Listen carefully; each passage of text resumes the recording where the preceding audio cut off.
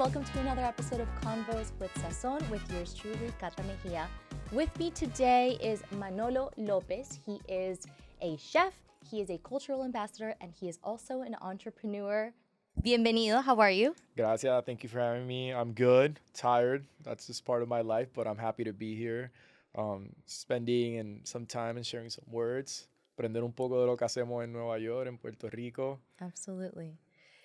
You're a multi-hyphenate, to say the least. Talk about how you got to be at the intersection of food, culture, and obviously opening up your business as well.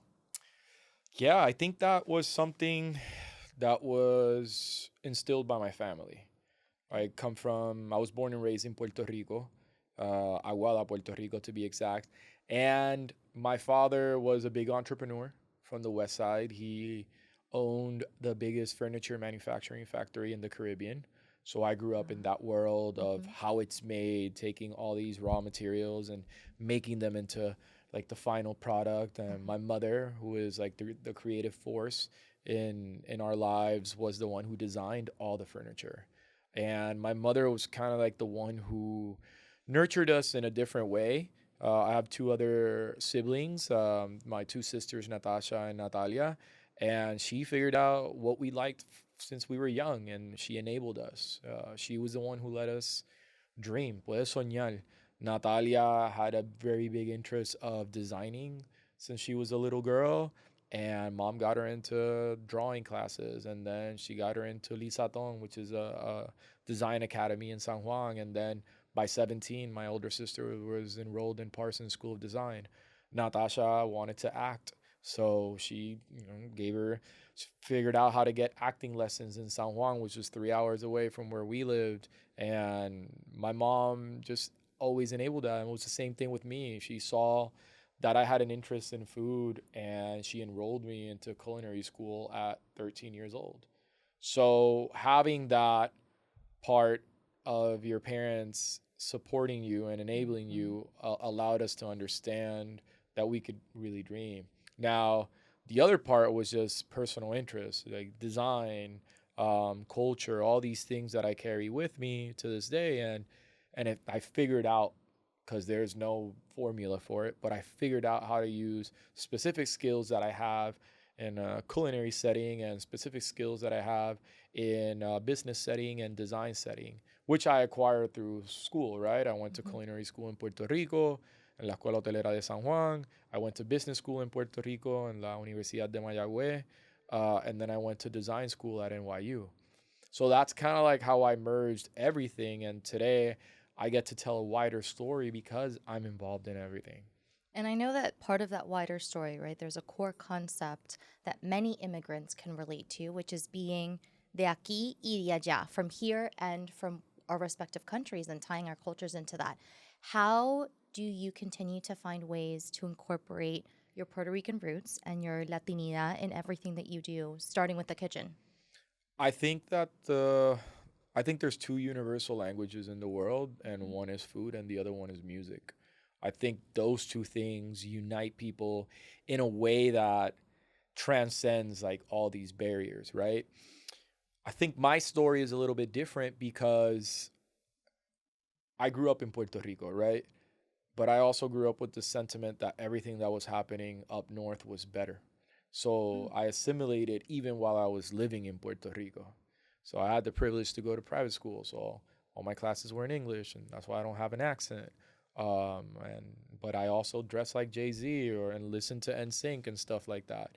And I never valued my culture being there. It was only till I moved to New York and the universe landed me in the Lower East Side in Loisaida was that I really fell in love with my culture, because I don't think there's anything that makes you miss something more than when you're far away from it.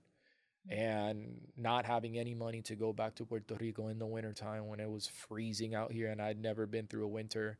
And then all of a sudden you're seeing some Facebook pictures of a parranda happening. And I was just like, what are we doing here? Like, just trying to find my footing. But yeah, I think that it is because of that love and that cultural awakening that I had here in New York about embracing my identity is when I really leaned into food again. Because when I started cooking again, I had taken a hiatus and I started doing all these underground dinner clubs. And this is before Instagram, TikTok, Snapchat. So there was Facebook, but this was a lot of like word of mouth.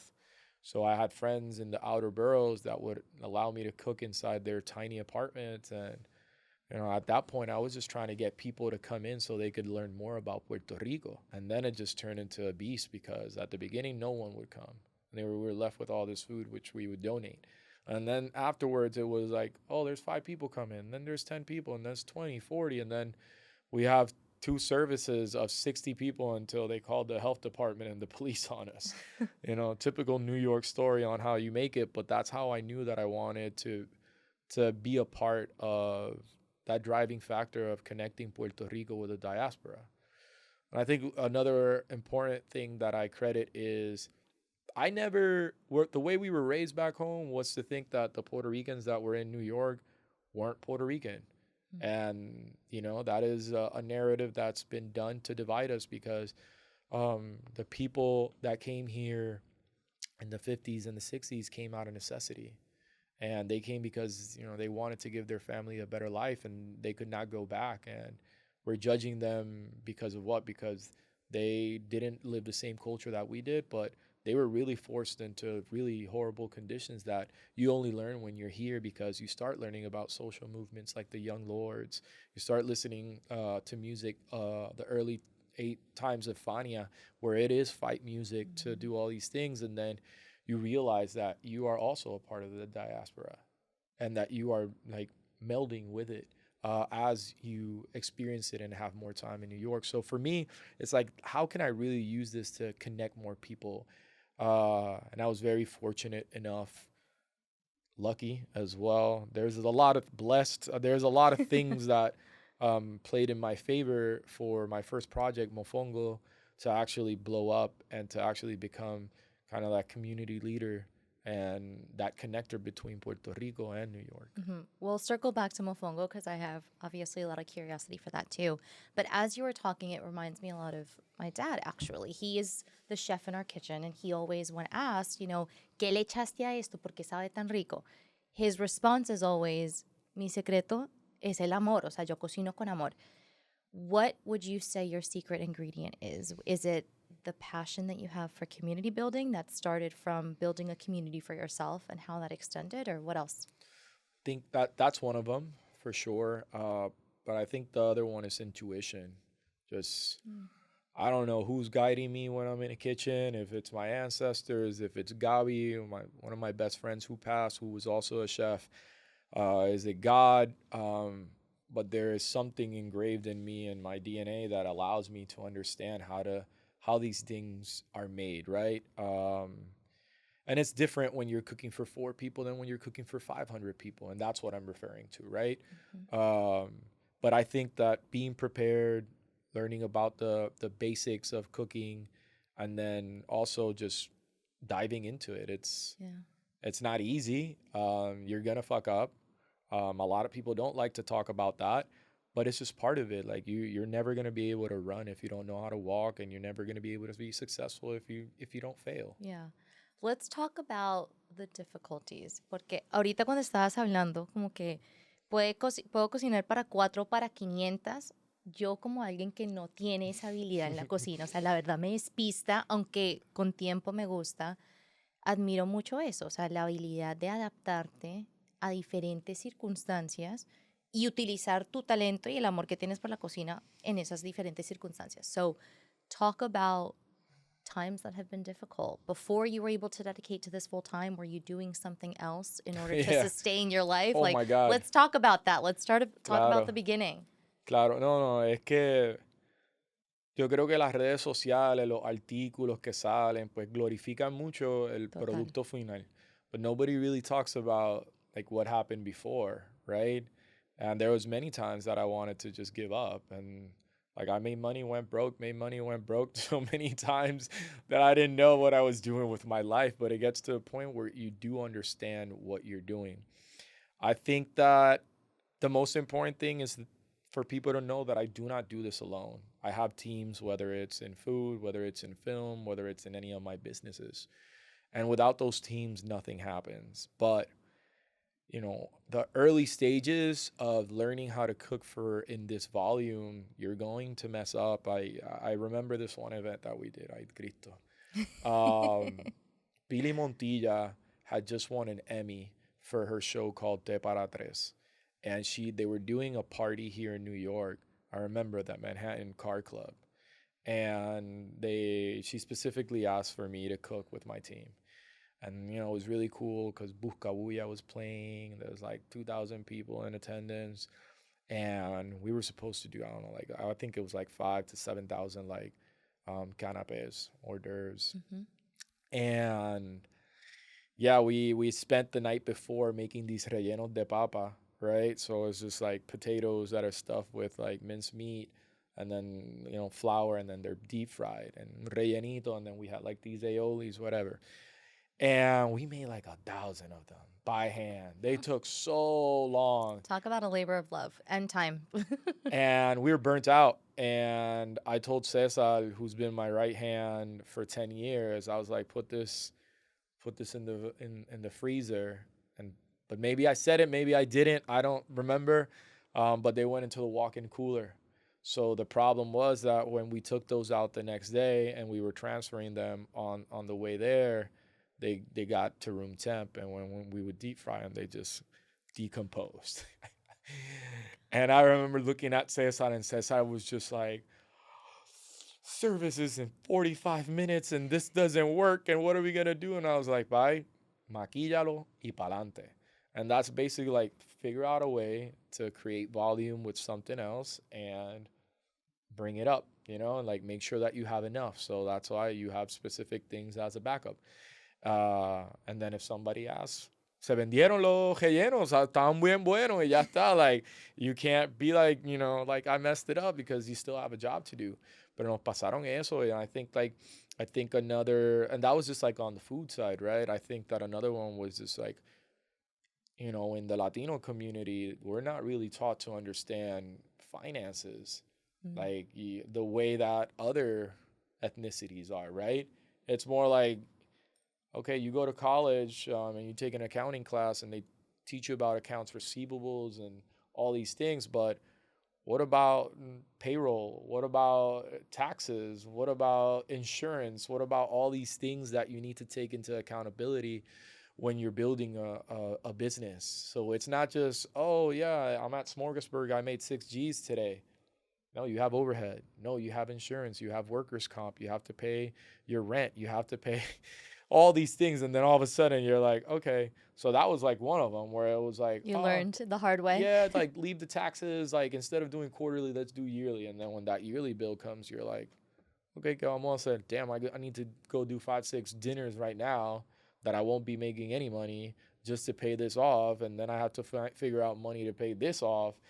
So it's just like those rookie mistakes that I think anybody makes. I think it's, you have to have that fire in your belly, but I think now it's like we're like very organized with the way that we build these things, and we're very intentional too. So Hablando de Smorgasburg, let's talk about Mofongo, yes, which is what you were mentioning earlier. So tell us about that. Yo creo que Smorgasburg was my baby. Y Smorgasburg, for those of you that don't know it, is this outdoor food market in Williamsburg at that moment, and it was at Dumbo Pier 5. And it has over 100 food tents, 10 by 10 tents, and it brings in over 30,000 people a day. So my thought process when I was building Mofon.go, I didn't have any money. I didn't have any seeding money. I didn't have any partners. I went to SBA, which is the Small Business Administration. They were like, Manolo, like, 82% of restaurants fail within the first year of opening in New York. And then the other 18, only like 25 of them like surpassed the 5 years. And you need at least $250,000 to start this business and this and that. And, I think anybody else would have been discouraged, but I just came out of that. I was like, well, he gave me all the data that I need to like overcome. I need to be in part of the percentage that actually makes it here. So I had that in my mind always. And then Smorgasburg gave us a platform to have a 10 by 10 tent, so you don't have a lot of space, so you can focus on one product. And we focus on making Mofongo, which is Puerto Rico's unofficial national dish, I would say. And it's just these green plantains that are deep fried, and then they're mashed in a wooden mortar with ajo and chicharrón and especies de adobo. And depending where you are on the island, it has either like caldo, or it has shrimp or lobster or chicken and fried meat. So we wanted to just do that. And it was the first time that it was designed to be eaten on the go, which the name of the company is called Mofon.go, which is a play on words. Mm-hmm. And we figured out how to like keep it in a sugarcane bowl that was made by World Centric was the company. It was the first time they made it, so it maintained the heat in the inside, but you wouldn't get hot, you wouldn't get burnt on the outside. And the Smorgasburg allowed us to do that. And I was like, if I can at least get a 1%, 2% of this, then I know I'll be doing my number. And that's what we did. We started selling anywhere from 400 to 500 orders a day. The Latino community supported us a lot. The Puerto Ricans saw that as a hub, because at that moment in time, there's a huge financial crisis in Puerto Rico that triggered an exodus. So it was a lot of Puerto Ricans moving to Florida, to Texas, not necessarily the East Coast, because of the weather, because of the language, proximity to the island. And in a moment where we thought that our culture wouldn't have been able to actually thrive, because we needed to assimilate towards the situation that we were living in, Mofongo became huge. Like, it blew up. Like, I was in a news article every other week. I was doing news. I was on TV. It was just one of those things where I grabbed it and ran with it. Mm-hmm. And I was just very happy. And you build specific projects with a community in mind, but then sometimes it just takes a whole different, like, route. And one of the communities that really supported us was the Japanese community. It was just wild. They would come with their selfie sticks, and like they would just be like on top of us, to the point that we were so popular with the Japanese community that they asked us to do a pop-up in Japan. So yeah, we did a pop-up in Osaka, Japan. First time Puerto Rican food had been made out there. I had to get plantains from Vietnam and Thailand. And it was just the language barrier. Mind you, this is before the whole like Bad Bunny phenomena Mm-hmm. like Mm-hmm. happened. Like, the only references that this is before Despacito. Like, the only like references that I had was like J Lo and Ricky Martin, right? When Mm-hmm. people asked that, and they would just, I was just happy to be in Japan and be representing our culture. And I remember Cesar told me on the way on the flight, he's like, "Do you think we're gonna sell anything?" I was like, "Frankly, I don't care. I'm just happy that we're here, and we're gonna do the best job regardless if anyone comes or not." I'd done a lot of press in New York with these like Japanese media platforms, and by the time that we got there, we were like rock stars. We had a line an hour before like we opened of like 40, 50 people, and we were Wow. doing 400, 500 orders a day. We were doing almost the same amount as New York. I just couldn't believe it, how crazy it was. But those were just some of the things that happened throughout that time that really allowed me to understand that we were doing something right. So, utilizing my design background, my business background, and my culinary background, that's how Mofongo was born. So I'm very proud of it. Like, it You stopped. should be. It stopped not because I wanted to. It stopped close to September 20th, 2017, which is when Hurricane Maria hit Puerto Rico. Mm-hmm. And I was one of the first responders, along with my team, that went down to the island. And we did a partnership with the St. George Children's Hospital. So we created these brigades of 30 to 40 people and started aiding around the island. And, like, time passed, and it had been 3 months, and I was out there every day cooking and living in the same situation. Like, Puerto Rico had no power or Mm-hmm. water for 100 days. Being having this difficult relationship with the United States and being a territory, we really saw how they treated us. So it's like, you're getting the Latino treatment. We don't care if you're a part of the United States or not. So that was just like one of those things that also allowed me to shift because of the experience of the hurricane.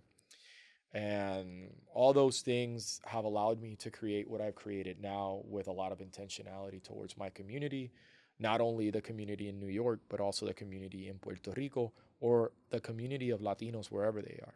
Mm-hmm. Speaking of intentionality, I know that another business that you took on is Café Colmado. Yes. So talk about where that idea came from. Let's talk about the significance of the name as well, porque en Puerto Rico, colmado has a very specific Sí. meaning and feeling, right? So tell me more. So I after the hurricane, I took a break from cooking. Like I spent over a year in Puerto Rico aiding, fundraising, doing different projects, and what we lived there and the scarcity of food and understanding who we were and how we literally had to unite as people to build ourselves back just put me in a different space. Like I didn't see food the same way. Like imagine you're at a community that you're gonna cook for 3,000-4,000 people and they haven't had a warm meal in a week. It's like, is this more important than cooking at a James Beard event? No, it's not. You're cooking for the survival of people. And those things like really stayed in my head. So I got invited to Chile, I remember, to give a talk at a conference about the work that we had done there. And I only took it because I really needed a break from everything that was happening. And then the first night, they took us to this beautiful like restaurant. They had this long table, all family style, and everybody was talking. And there was so much food in excess, and I just started crying on the table. And like people are like, "Are you okay?" And I'm like, "No, I'm not. Like I'm just coming from a place where there is no food." And where like we thought we were all good, but we're not. And then this has nothing to do with y'all. Has something to do with me. And I think after that, when I took a break from cooking, um, I started getting asked to speak around the world on the work that we had done in Puerto Rico, and I just knew that I needed to tell stories because nobody was telling the story how it was, and nobody can tell the story like it is if it doesn't come from a voice that's from there. And that's when I started documenting a lot of the work that we did throughout Hurricane Maria. And then that's when I was doubling down to create content. And I did two short documentaries, Mi Puerto Rico el Ron. It's an exploration of like rum culture in Puerto Rico, and Mi Puerto Rico el Café. And Mi Puerto Rico el Café got like into 10 international film festivals, won awards, and I was touring with it throughout the country, and it was really cool to have that experience. And I'm still not like ready to come back into food, but it's pulling me back. And I got a call one day from one of my business partners, and he was just like, he comes from, he was a movie producer in Hollywood, very successful. And he's like, how are you getting all this press? And how are you like getting into all these film festivals? Like, do you have an agency? Do you have like a PR? Like, I was like, no, this is just me. And it's like, can I see a link to it? And I sent him a private link, and he saw it, and he's like, wow, this is amazing. Like, you have no experience in film, yet you know how to tell stories. And then he's like, let me call you in a week. And he's like, do you know anything about Bustelo? And Do I? I was like, respectfully, you're a 65, white man, and like, what the fuck do you know about Bustelo? Like, Exacto, they gave me that de exacto. que yo soy bebé. Sí, sí. So, and he's like, fair enough. And then he's like, look, I know that I'm not Latino and stuff, but I think that, if we were to create this like beverage brand around coffee, Latin American coffee, like, and you leading this, like, it could be really, really big. And Bustelo sold for $300 million. La Colombe just sold for $900 million. So Colmado is basically a beverage brand. And when we were having discussions, I was like, look, I don't want to be the next generic Latino brand in the supermarket aisle. This thing needs to live somewhere. There needs to be a hub where people can actually experience it, and we need to design it from the ground up. And that's how the cafe was literally founded, and on 286 Broome Street in the Lower East Side of Manhattan, which was the first neighborhood that I came into, Loisaida. Important to know that it's called Loisaida because the first Puerto Ricans that were here did not speak English, and that's how they would pronounce Lower East Side. And that's what I have on my sign. I don't have Lower East Side, I have Loisaida. And it's kind of like retaking the neighborhoods that we came into, because there's not a lot of Puerto Ricans left down there with the gentrification that's happening. And the space took us 6 months to build, and everything from the tile is Losa Criolla from Santurce. The mirrors emulate the colmados in Dominican Republic. It's 2,400 square feet with a private backyard patio so we can throw events. And like colmado, to me, it was just like having a colmado. The difference between a bodega and a colmado, right, which is basically, that's the best reference that I can give you, is that colmados are in the Caribbean and some parts of Latin America. They were the general store that was in every neighborhood before these big chains came in. But the difference is you can get bird feed, construction equipment, you can get coffee, beer, whatever it was. And because it was a neighborhood thing, there was trust, and you can get things on consignment. And to me, that's what it was. You would see everybody from the neighborhood there, right? You would talk to people. It wasn't transactional. Like walking into a bodega here in New York, people don't look at you. Like there's not a good morning. Not that there is a good morning anywhere else in New York, but there is no customer service, and it's just like, give me your money and leave.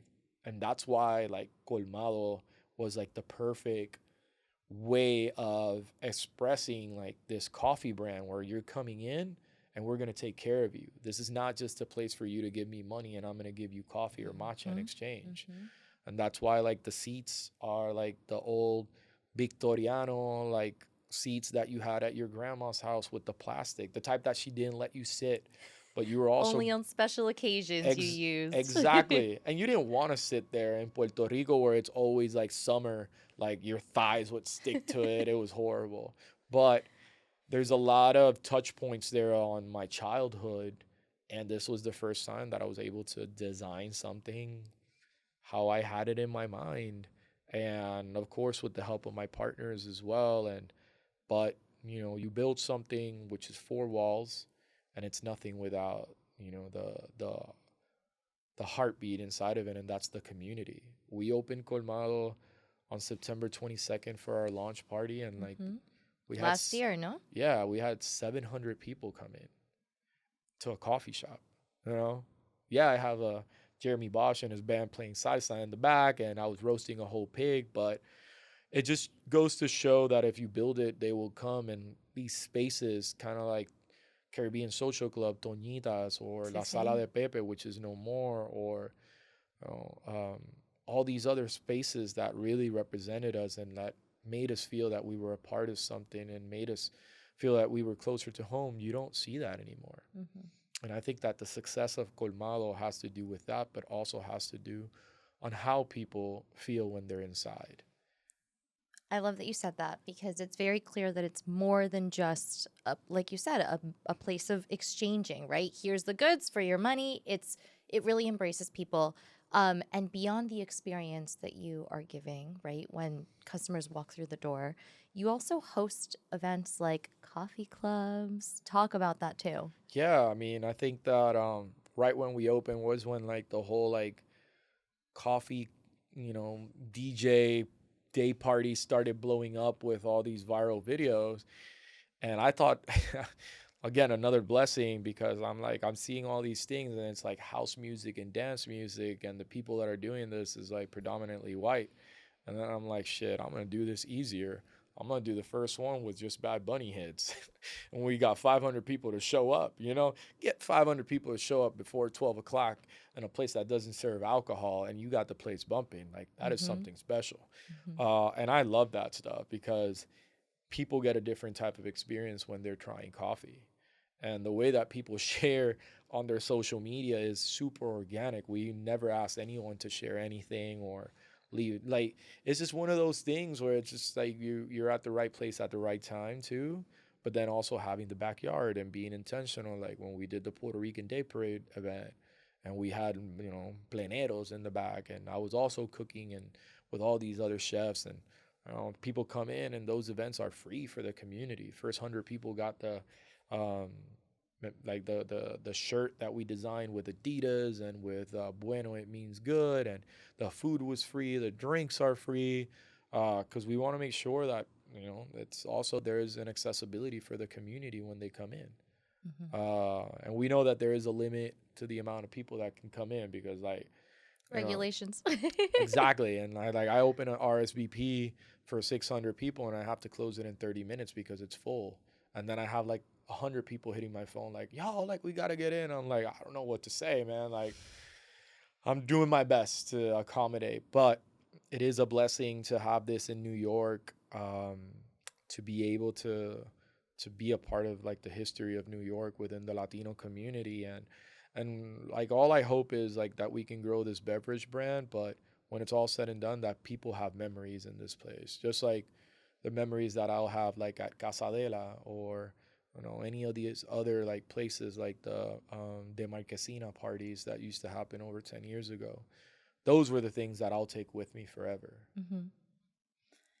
Switching focus back to the community itself, with every project that you touch, right, and you're involved on or you're involved with, what do you hope people leave?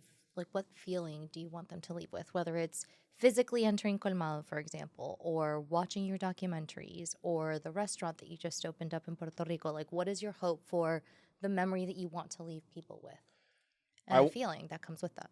I want people to have a sense of pride because I am unapologetically Puerto Rican and I'm unapologetically Latino. And I want people to know that we can create the same spaces that white people do, that African Americans do, whoever it is, with our culture, and that we can celebrate it. And I want people to see it and I want people to go build their own, right? And I think that whether it's film, whether it's the restaurants, whether it's the cafe, that's what we're trying to let people know. Like when I'm cooking at La Promesa, yeah, there's French techniques, but I'm not trying to make specific like a tartare or something like that. I'm not trying to emulate a beef Wellington from London. I'm trying to like make a whole roasted pig the way that we do it and make it look beautiful and presentable in a different way. And I want people to be like, oh, wait, but isn't that like street food, or isn't that something that you just get, in Lo Chinchorro or in Guavate or whatever it is? It's like, no, it could be very different.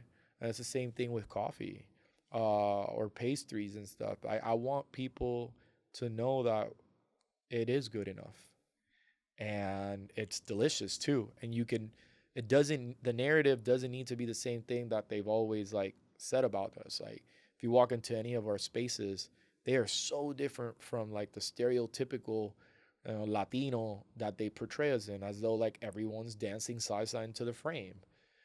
That's not it. Like we can design beautiful things, we can create beautiful things, and this is just an example of it. Mhm. So let's talk about La Finca Promesa, which is the restaurant you just opened again in Rincon. Yes. How did that come about? You started mentioning just now, there are some French techniques, but ultimately you want to stay true to the heart of the cuisine de Puerto Rico and put your own touch on it too. So tell me more. Okay, so La Promesa, we just opened it 3 days ago. So we're on a high because it's kind of a dream to do something in Puerto Rico, and it's also a challenge to do something in Puerto Rico. Um, but the dream is basically to do something with my family. So the way that this comes about is my older sister Natalia, and her husband Orlando were two amazing human beings. Um, they acquired this beautiful like land. It's a valley a minute away from the beach, but it's still looks like a jungle rainforest with a mountain. It's just the Puerto Rican terrain. And because of the relationship that I have with my nephew and how much I care about him and everything, they were just like, listen, we want to bring you into this project if you're willing and if you're in a position to. So thank God and the universe that I was at that moment, and I came in. Um, La Promesa started as a project to build our houses and to just to be close to each other. Um, And that quickly developed into something else.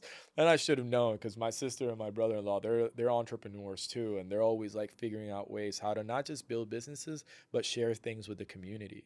So they came out with these amazing like plans, and they showed it to me, and they're like, and this is where we're gonna build your restaurant. I was like, hold up, I already done my time. Like I'm on a second phase of my like culinary career, which is now more food business. And he's like, perfect. You're gonna be a partner in this, and you're gonna cook.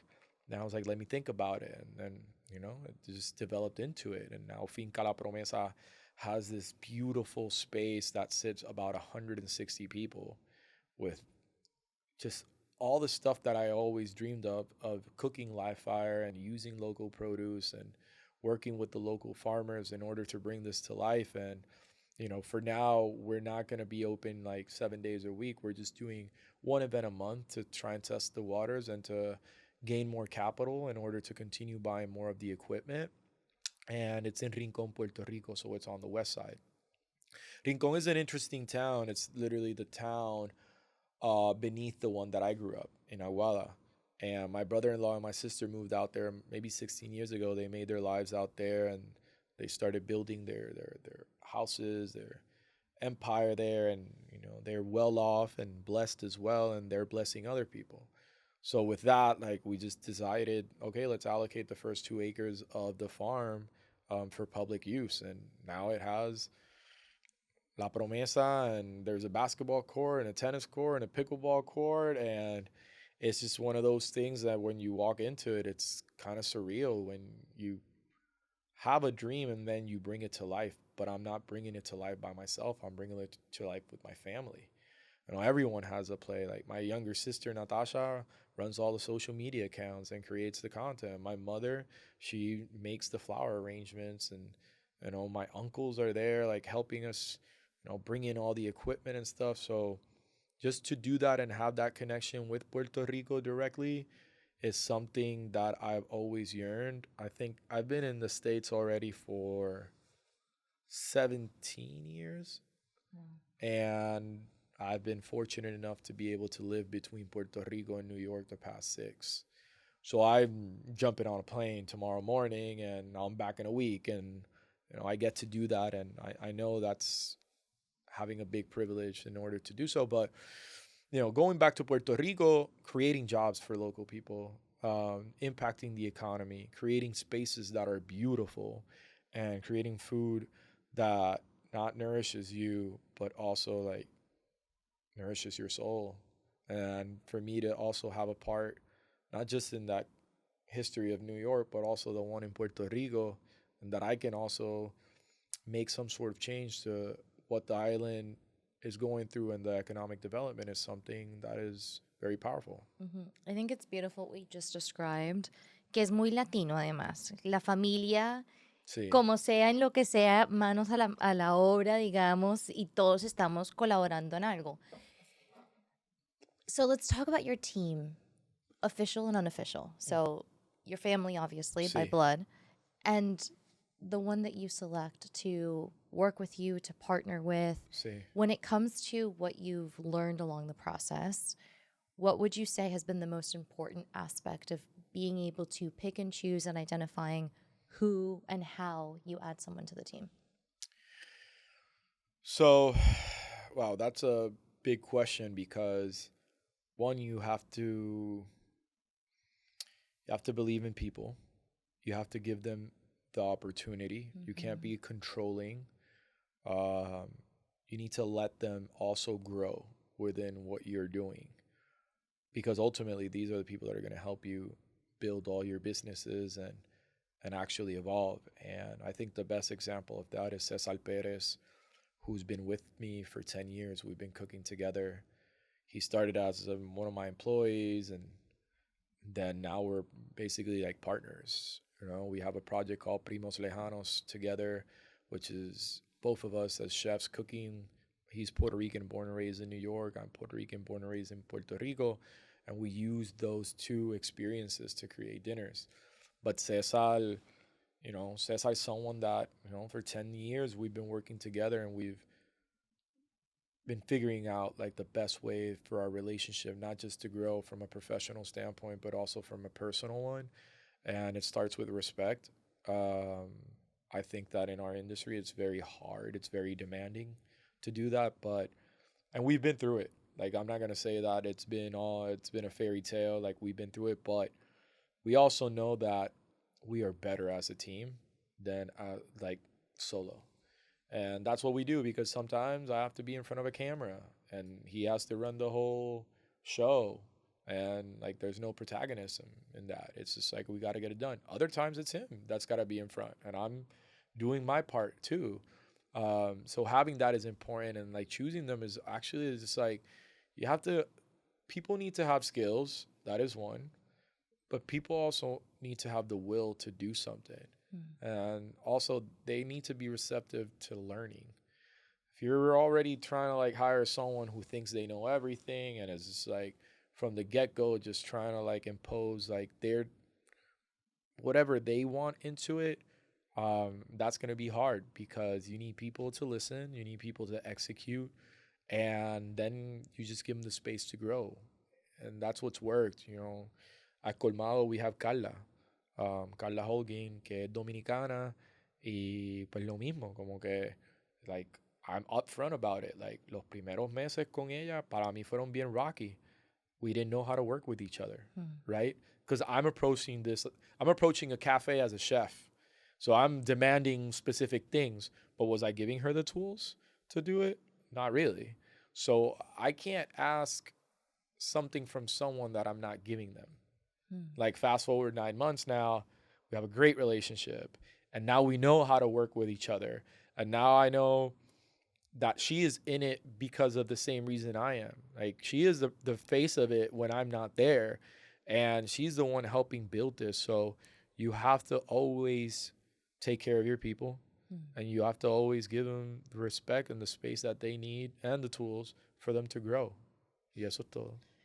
You mentioned earlier on that one of the hardships, right, was the financial aspect, right? And kind of getting your bearings within the context of a business without having necessarily the tips or the tools or the knowledge at that point in time. What other challenges have you had to overcome that comes with the reality of being everything that you are and wearing so many hats? Paying down credit cards. Yo, when you're young, like you don't know how to act, especially when you have businesses that are all cash. You're like, I'll make this in a weekend, and like all of a sudden, it's just like, oh shit, like I gotta pay $30,000 from this or something. And you know, hardships. I mentioned that because you know I took a lot of debt in just believing in myself, but then I was like, well, this isn't like credit isn't really money, you know, like. Don't try and use it like that because those interest rates are going to kill you. But I think that understanding how the game works, because it's a game, and how do you position it is the most important thing. So you're going to fail. And if you don't, good for you. But then you're not going to appreciate it as much as when you do fail and then you get it back again. But I think that for me on the financial side, I had to learn as I was going how to deal with all these things, especially here in New York where there's so many regulations, licenses, and permits that you need to have. And when you fail on it, like the result is a fine. And at times it's a fine that can put you out of business. You know, these food markets and stuff like that, you're always like on edge because if you have a bad weekend because the weather sucked, you could go under. That's just basically it. And you're running these projects without seeding money, without understanding what is like the roadmap that you're going to do. How are you going to grow this? And I think when you start, you're just like, oh, I'm just going to start and figure it out. That's good. But you need to also know how this game works. And you also need to figure out what is the best way that I can actually create not just a hustle, but like a real business. And I think that's one of the parts that we lack in as a community. And that's something that I just, you know, when I have like these young chefs, the young cooks and entrepreneurs come and ask me these questions, I'm like, yo, you can cook, right? Yeah, right. Oh, you know how to make a beurre blanc. Yeah, that's cool. Do you know how to do a P&L? What's that? And I'm like, okay, if you're trying to have your own business, then you need to also learn how the finance works. Mm-hmm. And that's just something that culinary school doesn't show you. And then business school doesn't show you what the culinary school does. And then the design that transfers into the marketing and all these things. And then put it into a world of social media and the avatars that we create to promote something. And then now that the world is going through this major change into the from like a digital age into the AI age. Mm-hmm. Like it's ever changing and now it's just so quick, everything that's happening. So, but the good part about that is that the internet has everything. Now you can go on Google, on YouTube, on ChatGPT, on Gemini, and literally learn anything that you want. You can watch videos, you can pull recipes, you can see how specific people made their businesses and get business plans from it. Mm-hmm. So Mm-hmm. there are tools out there, which is the only thing that for the next generation to come that allows me to just feel positive for them is that. What takes away from it is that there is no interpersonal connections that are happening because everybody's living through their phones or through their laptops. But that's a whole different story. Yeah, no, but I'm right there with you. I know what you're talking about. I want to touch on the importance to you of utilizing local talent and also supporting small businesses because you at one point were a small business. So tell me about why that is so important to you and how you go about doing that across everything that you're involved in.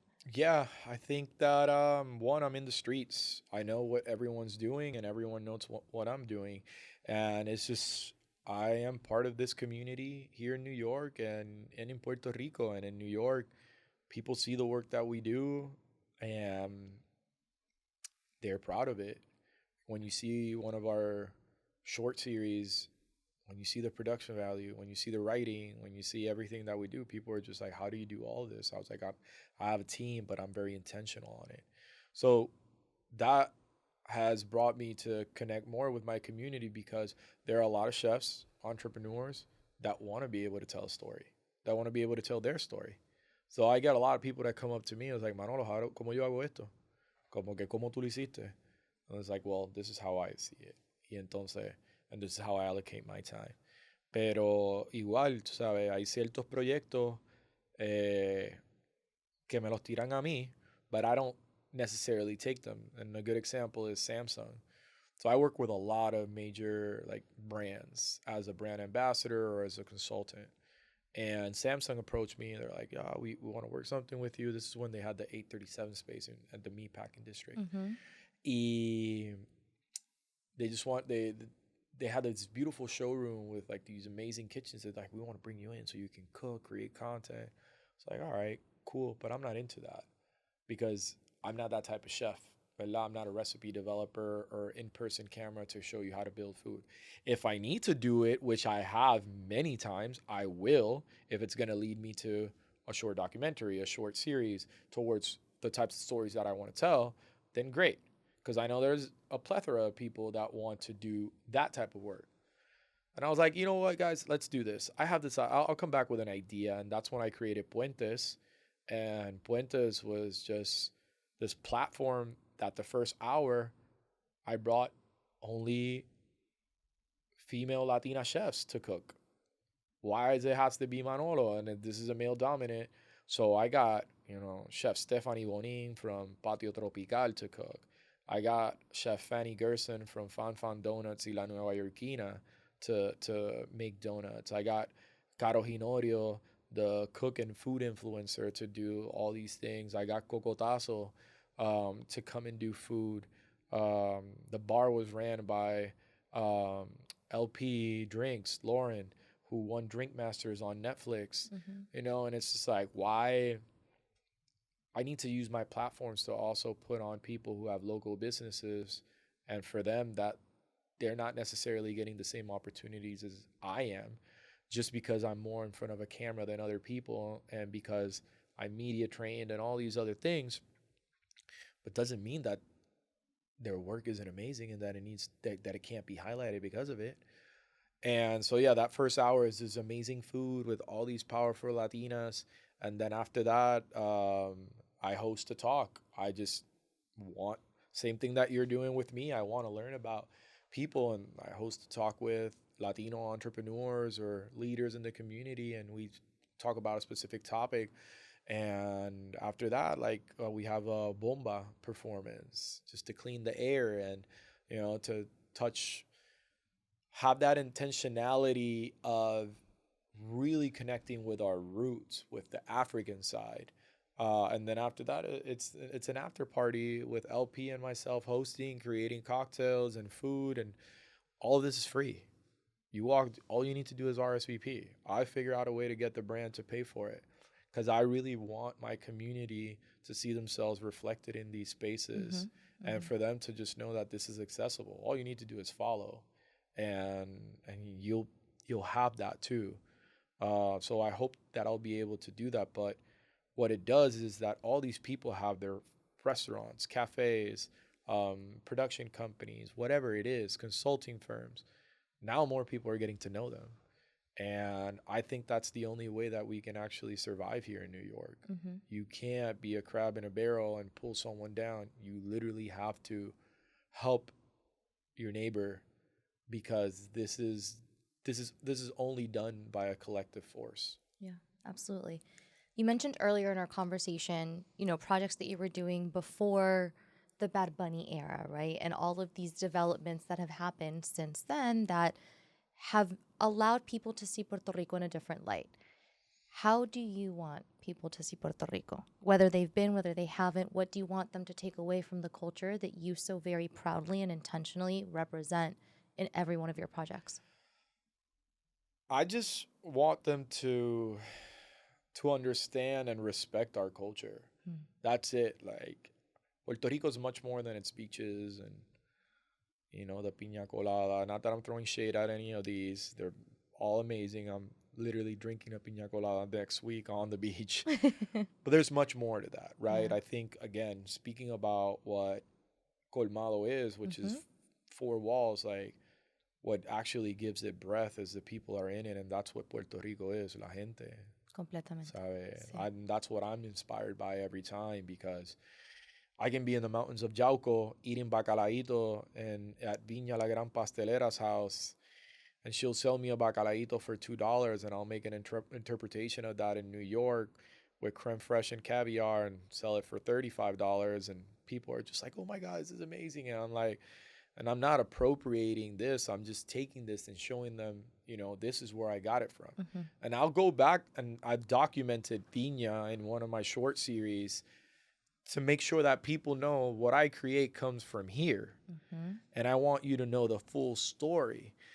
But for me, now that Puerto Rico's become such a hot topic, thanks to the unofficial governor and president, Benito, like, I think that guy is amazing. And him and his team, what they've done is just really accentuate who we are unapologetically. Like, when Benito came out with La Pava, with the straw hat, and with the machete, being the #1 artist in the world, I was just, and this last album, Debí Tirar Más Foto, like, I know a lot of people like that album, and I don't say this to being selfish, but it means something very different for us Puerto Ricans. Like, this is like, you're hitting us right in the heart, because everyone has someone who had to leave because of the financial situation, because of the destruction of the government, because of this relationship with the United States, because of the gentrification that's happening with the Act 60 and all these gringos moving in to take over. And it pisses us off because we don't have that. And I'm coming from a place of privilege, because I'm able to share my culture outside and benefit from that and be able to do more, but because I'm outside. Like, I don't think that any of my projects would have had the impact that they did if I would have stayed on the island. Yeah. And that's very sad for me to say. But at the same time, that's why I'm doubling down with La Promesa and building businesses there and building my house there, because the transition is going to be for me to live full-time in Puerto Rico and have my projects there and figuring out there, just like I figured it out in New York. But for us, we want Puerto Rico to be seen for what it is. Like, we are an island that's 100 by 35 miles filled with only prideful people that wake up every day pa sudar y ganarse el pan, just like anywhere else in Latin America and Central America and the Caribbean. Uh, but because of our heritage being African, Taino, Arhuaco, and Spanish, we have a unique identity. And we want people to know this is who we are. Es la música, es la comida, el arte, es la cultura y es la gente. So for me, it's just like we are in such an amazing time. Like, I don't know, Bad Bunny said, ahora todo el mundo quiere ser latino, and it's true. Like, everybody wants to do it, and it's like, but it's not just because it's a cool thing. It's just because it's like, was actually like moving the needle on a culture on a global scale. So I got my Bad Bunny tickets. Oh, of course, me too. And I am not selling that. And, just got to throw that out there. But I'm very excited of where we're at right now and how there's a lot of levels, right? Like Bad Bunny is at the ultimate level, but there's chefs, there's bartenders, there's actors, there's artists that are really pushing it towards different levels. And for me, that's what's beautiful about that. And you're part of that. I hope you recognize you are part of the movement and the appreciation of showing what Puerto Rico and also what being Latino really means. I'm Colombian, but many of the most important people in my life are from Puerto Rico. So I can see that through their lens. And I've gotten the privilege to meet the people and be on the streets and experience the culture for what it is. So I love that you said it how you did, porque la verdad sí es muy importante. Sí. Es muy importante y el poder también encontrar ese balance que tú dices entre las dos ciudades sin dejar de ser puertorriqueño, sin dejar de ser latino o dejar una cosa al lado de la otra es muy importante también. Speaking of balancing Nueva York and Puerto Rico, you're clearly very booked and busy with everything that you have under your belt. Can you give us any exclusive? What is coming down the pipeline? What is the inside scoop, as if you didn't already have so much going on? God. If you ask me what my dream is to film around the world, but mainly in Latin America and in Spanish, completamente en español.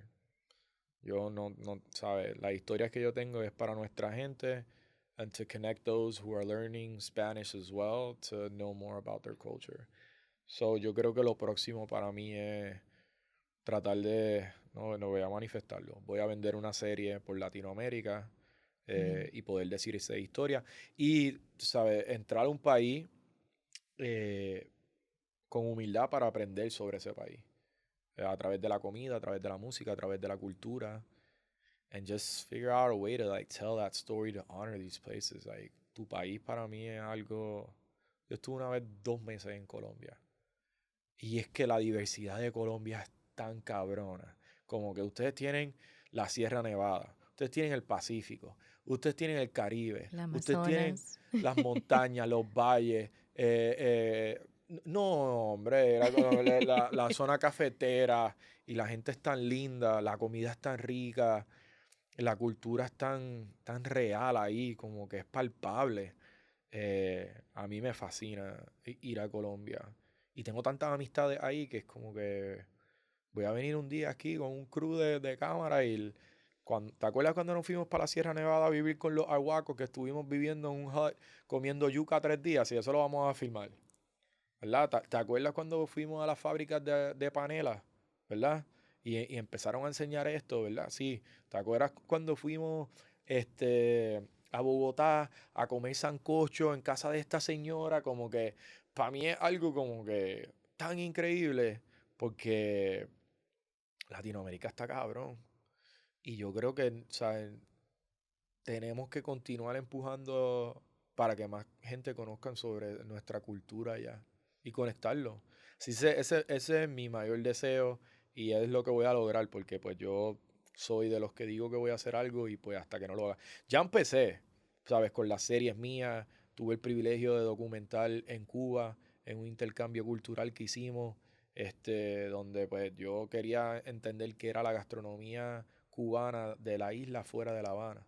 y no había petróleo en el país por las circunstancias en las cuales vive, y pues nos montaron en un autobús por casi 20 horas para llegar hasta Baracoa, donde tienes que pasar por Santiago, que es por donde entró Fidel, para empezar la revolución, y después pasar Guantánamo, que es donde está la base de los norteamericanos, y después está Baracoa, que es un sitio muy especial, que también es la segunda sierra más grande que tiene el país. Entonces ellos estuvieron aislados y todo el comercio que tenían era con República Dominicana, con Haití, con Puerto Rico, y ellos son más similares a nosotros que lo que son con el resto de la isla.